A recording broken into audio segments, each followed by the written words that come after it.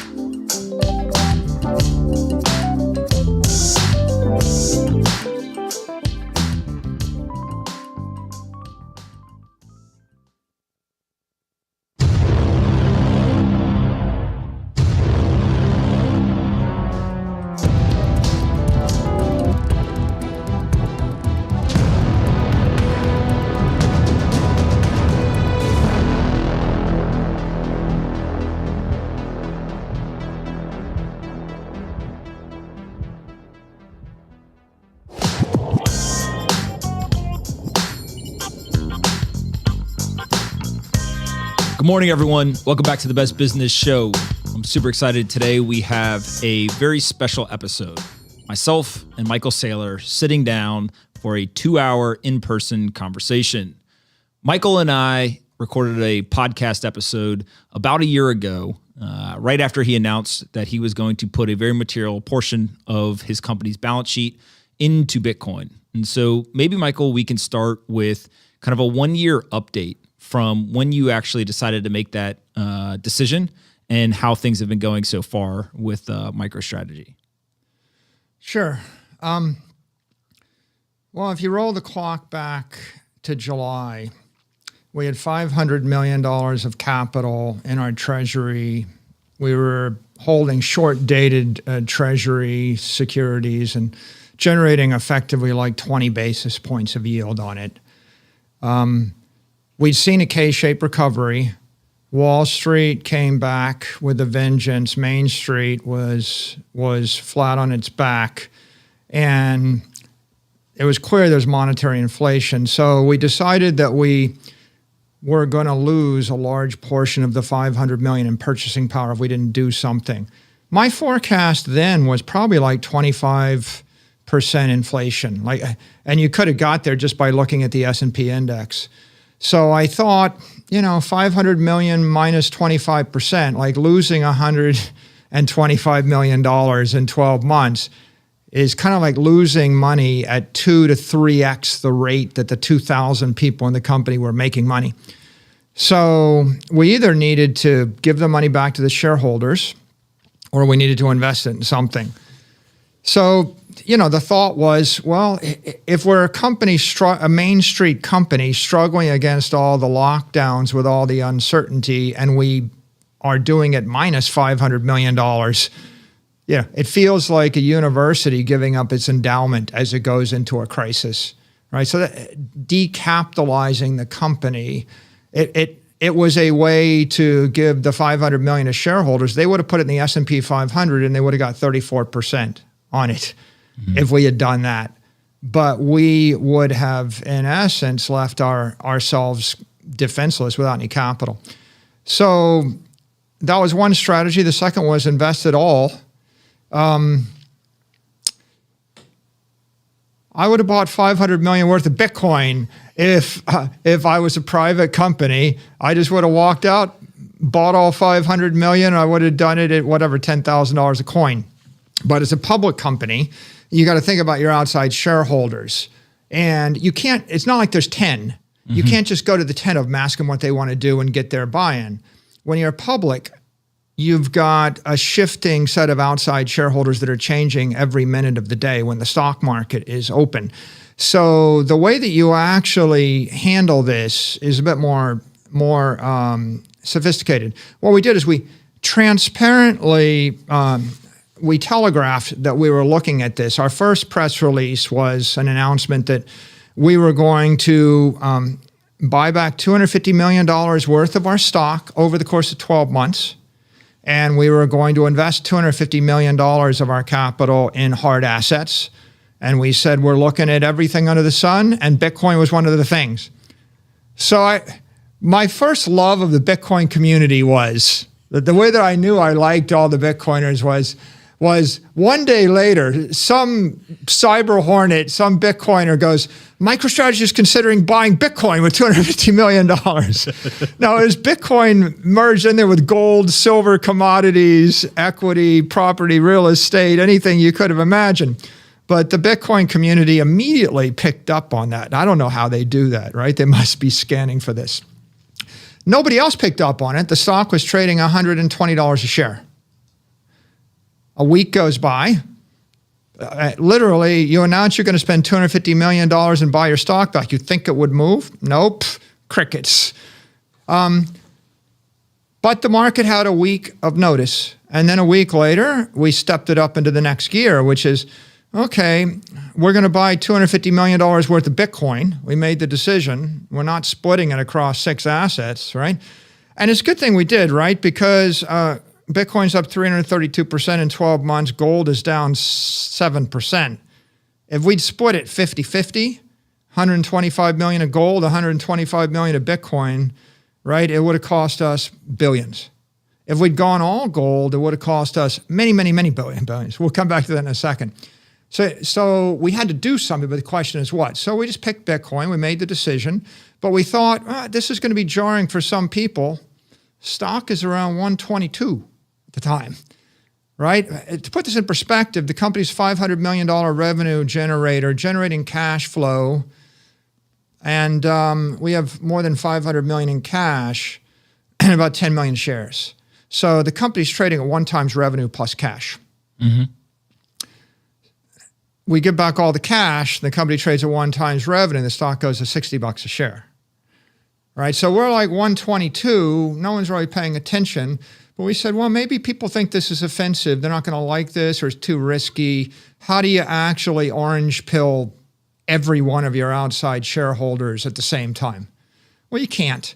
So the next best thing is we just offered to buy them out. So the idea is, if you don't like this, we're going to buy you out. We're going to post $250 million to buy back shares at a premium. So we offered to do the buyback at up to $140 a share, which is, buyout premium. If you don't like it, then you sell your shares back to us at a profit. We wait 20 days. So the market trades for 20 days, and in the first week, the market's trading on 135. Like people, so they're not even quite sure about the buyout. Then after a while, they start thinking, they're like, well, if I can put it back to the company at 140, then presumably maybe it's worth more. So the stock trades up a bit past the 140. And at the end of the tender period, we have about $60 million worth of shares tendered. Everyone that didn't like the strategy had 20 days to sell into the open market. And if you sold in the open market above 140, then why wouldn't you? And if you're still holding the shares at the end of the tender period and you don't like the strategy, you sell into the tender. So the result of the Dutch auction is we had $175 million of extra capital. We thought about it. We put out another press release. Okay, this is our primary treasury reserve asset. So the first notch was, this is a treasury reserve asset. The second step is, this is the primary treasury reserve asset. Then we bought 175 million more Bitcoin. So at that point, we're up to 425 million. The first tranche is in the 11,500 range. That was a little bit difficult. It was more difficult to do the second tranche because Bitcoin traded down. We had a loss. It traded down to into the tens, and even, you remember that. So the second tranche we bought at 10,000 something because we're committed, right? And if you go pull the Twitter stream, there's all sorts of interesting commentary on our strategy. So you basically had done, let's call it up to that point, 425 million of a $500 million balance sheet. and you had rotated your shareholder base to people who were aligned with the strategy, and you had also planted the flag in the ground as the first publicly traded business in the United States to identify a treasury strategy that would leverage Bitcoin as the primary currency or the primary asset that you would use in your treasury. When you do all that, I know that there's been a whole bunch of conversations in the behind the curtain. I don't need names, but what are other fellow publicly traded companies, other finance executives, people on Wall Street at that point? Are they saying you're crazy? Are they, oh, wait, this is really interesting, tell me more about it, trying to learn? Like, what was the reaction after the first $425 million? I think it was largely ignored by every other publicly traded company. I don't think there's a lot of awareness or to it. When we did our due diligence checks, we found Overstock 2 or 3 years ago had a few $1 million of Bitcoin on his balance sheet. And that's it, right? We couldn't find anybody else. And so this is off the beaten path, but it seemed like so rational to me. Like, it seems so obvious. Bitcoin is digital gold. It's basically engineered to be digital gold. What do you need in a inflationary environment? You need something that's like gold, but better than gold. You have to make a choice. It was obvious that the institutions were coming, right? I mean, you had companies like Fidelity getting into this space just 6 months earlier or whatever. But the fact that we're institutional custodians was a big checkbox. Grayscale was doing good business at that time. So it struck me as being a rational thing to do, but no other public companies had done it. And it wasn't totally clear to me why, although at this point now it becomes clear, right, in hindsight. So we went through that. We did the 425 million. The stock traded up. Bitcoin started trading up. At that point, I started speaking in public, and you were the first person I spoke to. I remember. Right? and I'd learned most of what I knew about Bitcoin by scouring the internet and looking at your podcast and reading all of the stuff that was posted, right? And I tripped through all these different things. And one thing I knew from your podcast was you always ask a question, right? At the end, right? You're like, you can ask me a question, remember? Correct. Now you get to ask me the one question. So what I remembered about Pomp was he wants to know a book and he wants a question, or he gives me a question. So I'm like, gosh, what question am I going to ask Pomp? And, how do you learn Bitcoin? You study Twitter and you study YouTube and you surf the web. So here's what I know. I know I get to ask you a question, and I know Jack Dorsey has Bitcoin in his bio. So the question is, how do we get Jack Dorsey to buy Bitcoin next? Correct. Right? Correct. And, at that point, we're all alone as a publicly traded company, and people aren't quite sure if we're crazy, but what happens next is some bullish things, right? I mean, I thought that when Square bought Bitcoin, that was a seminal event, right? Because one data point is a question mark, but when you had the second data point, you can draw a line. And so that was a big day. When PayPal announced support for Bitcoin and they started moving it, that was a big day. That was a data point, right? Those were the data points that moved us from 10,000 to 12,000 a coin. And at some point, some Citron research studied, discovered my stock, and Andrew left, I guess, said something positive. And the stock started trading up, and then it traded into the high 100s, and then it traded into the 200s, and Bitcoin started trading up. And when we got into the teens, people thought, oh, well, there's something interesting here. So the next step in our journey was, like, in addition to me starting to communicate why we had done what we'd done, the next step in the journey was to go out and buy more Bitcoin. So we started buying more Bitcoin as part of the treasury reserve strategy, and that got people's attention. Then when the stock got to the 300 range, that was the highest it's been in a decade, 300.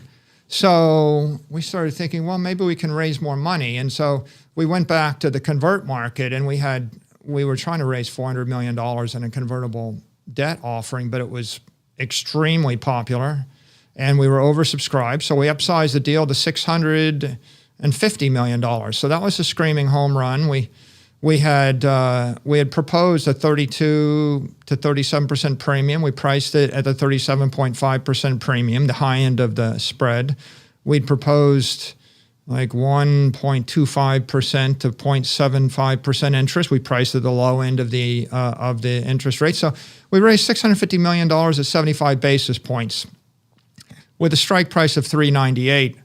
The stock had not traded at $398 in a decade. Mm-hmm. So it seemed like reasonable. If you could sell $650 million of stock at $398 a share, seemed like a reasonable thing to do at the time.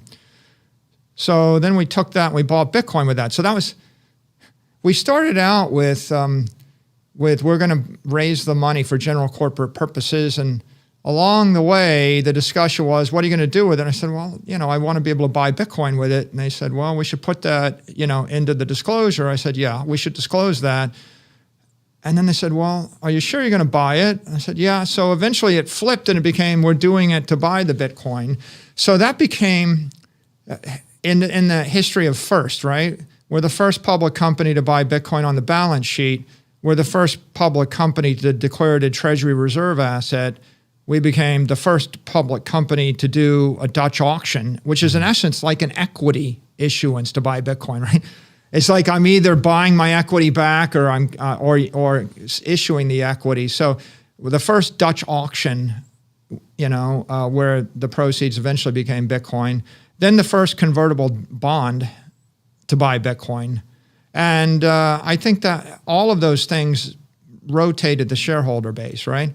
I think the most important thing was to be long Bitcoin, right? So in essence, the first publicly traded company where the shareholder base is long Bitcoin.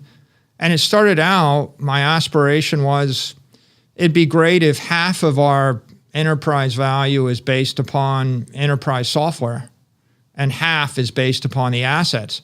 Because before we did this, we got substantially no credit for the assets. Mm-hmm. Like people were basically taking the 500 million and they're like, okay, well, that's going to be worth zero, right? Or negative. Because you were 1 times revenue plus just the cash on the balance sheet. Yeah. Yeah. So if you've got a low growth cash cow, right, that's like being a dentist where you're going to make a lot of money every year for a decade and maybe you'll make 5% more each year for a decade. If you've got a low growth cash cow, but the money supply is debasing at 25% a year. Kills you. Right? It's like the road to serfdom is working exponentially harder for a currency getting exponentially weaker. What I saw was 2,000 people doing 100,000 things right every year to make $50 million and then watching the enterprise lose $100 million a year due to a political decision. So in essence, we're running as hard as we can. We're falling backwards. And the situation was literally hopeless, right? Like people wonder, where did the Bitcoiners' hope come from? Well, it just was hopeless, right? I mean, the operating business is hopeless and okay, you're going to work yourself to death for a decade and do a million things right with 2,000 people, and you're going to be worse off in a decade than you are today. Okay, That's operationally hopeless, right? And then on the balance sheet, if somebody says we're not even thinking about raising interest rates, it means for the next 4 years you're going to get 0% on your money and is going to be worth half as much in 36 months as it is worth today. And the balance sheet is hopeless. And this is all before we even see the persistently high inflation that we're seeing now, right? This was just from a market structure standpoint of this had been going on pre-COVID, got accelerated during COVID. You started to recognize this again. Last year, if you go back and you look at the inflation numbers in Q3, Q4, I mean, it was obvious that we were increasing or accelerating, but we weren't at 5% CPI for 3, 4, 5 months, right? Now is a much, much different situation. So at what point do you switch from this as purely a defensive like treasury strategy of we want to take the cash on our balance sheet and put it in an asset that we can protect ourselves, protect our purchasing power, to then it feels like you made the switch to go offensive. That first bond offering was an offensive move. I think you called it right there. I think that it's a defensive strategy through the Dutch auction. We had to do the Dutch auction to provide a graceful transition for our shareholders to get long Bitcoin, right? You're either long Bitcoin or you're selling out to us at a premium, one or the other. And then from that point, Bitcoin started moving up and our stocks started moving up. And then we realized that like the conservative thing to do is just stop there. And if we'd stopped there, I mean, we would be all equity, $475 million invested at $11,000 a coin or something. And that's not a bad result, right? We would have made 6x our money.